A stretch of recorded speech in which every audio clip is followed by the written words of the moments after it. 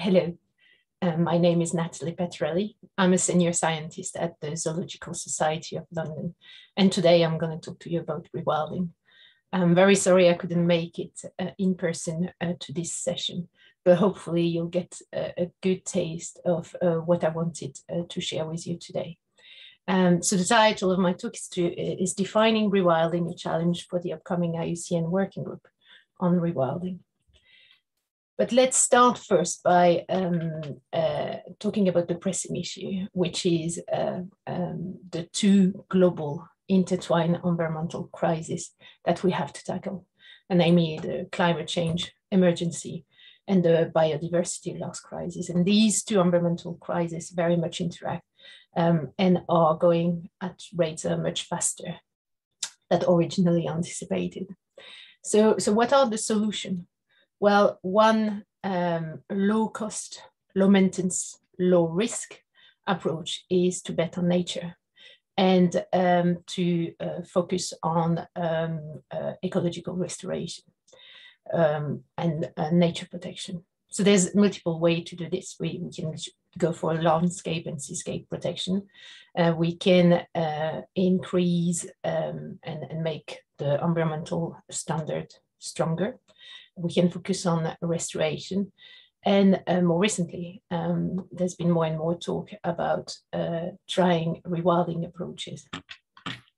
So what's rewilding?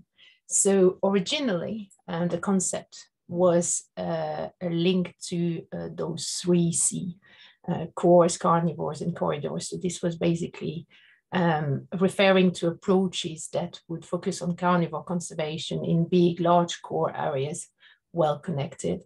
But since the 80s, when that concept first emerged, it has been becoming more and more diverse, and a number of definitions have appeared, which have enlarged the concept to not just carnivore, but a lot of different types of species, and that have not systematically focused on large-scale conservation. As such, there's been multiple types of rewilding that have emerged. So, for example, there's been a discussion around Pleistocene rewilding, which is about bringing back equivalent community assemblage to those found in the Pleistocene, so really a focus on megafauna. There's been a talk of passive rewilding, which is basically linked to land abandonment in Europe, where nature slowly comes back on its own term in areas that are not used anymore by communities. There's been a talk of trophic rewilding, which really focus on restoration of trophic interaction and general ecological rewilding, which is broader and look at ecological processes as a whole.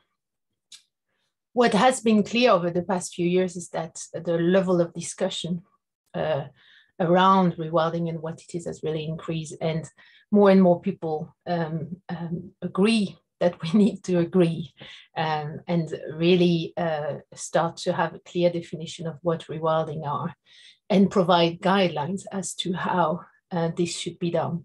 And so recently, 2 years ago, a motion was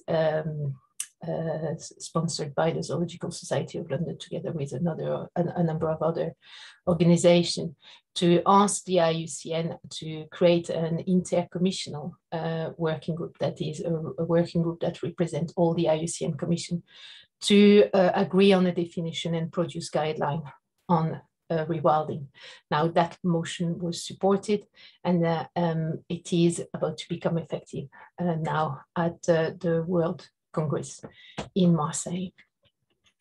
So rewilding, even though is not, there's no real agreement on what it is, it really is becoming more and more common on the ground.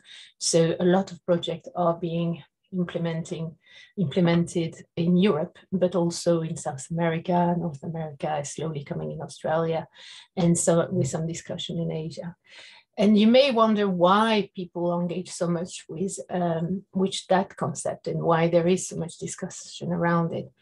I think the overall consensus is that there are some exciting conceptual development associated with rewilding.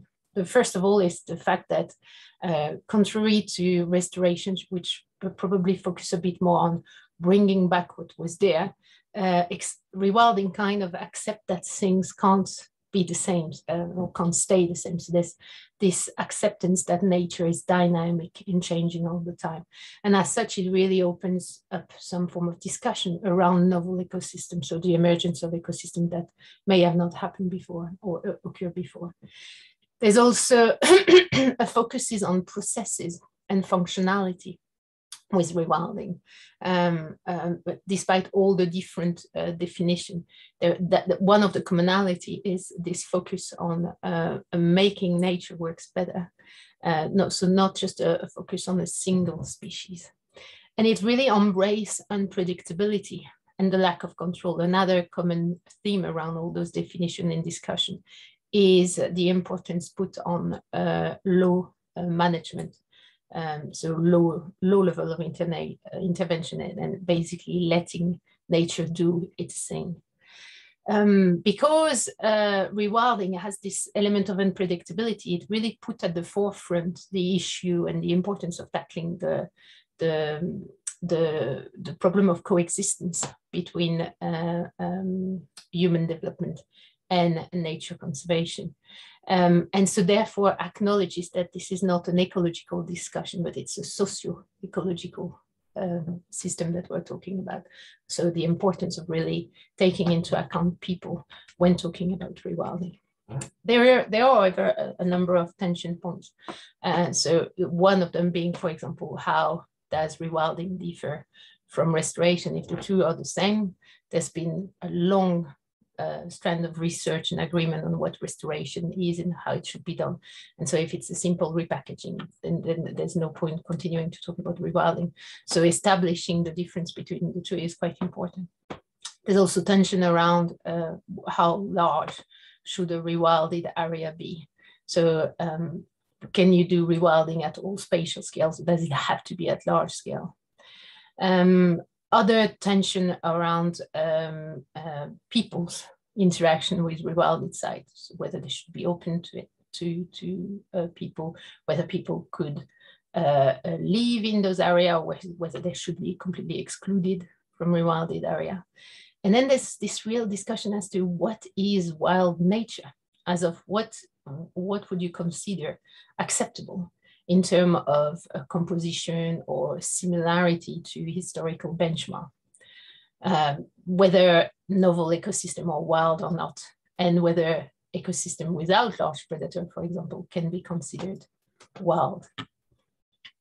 Other tension points are about monitoring success. This is a relatively new concept, and as such, there's no real agreement on how do you know whether your rewilding project is working or not, and how do you deal with risk that could be both in terms of a health risk to animals in rewilded site and risk to the communities that live nearby rewilded site. And then there's some discussion around and tension around the integration of rewilding within existing policy framework, which tend to be for the moment still very much focused on composition as opposed to processes. And that's an important argument, because if you don't fix the legislation, then the scope for developing more rewilding sites becomes very narrow. I hope that this presentation has given you a bit of an idea of where we are at in terms of rewilding, and really looking at some of the challenges that the working group will have to tackle, basically addressing all those tensions and finding consensus by producing documents and definition that most people see merit with and can endorse. I would really love to answer any question you may have on this, but also say that if this is something that interests you or want to hear more, please do get in touch. Thank you.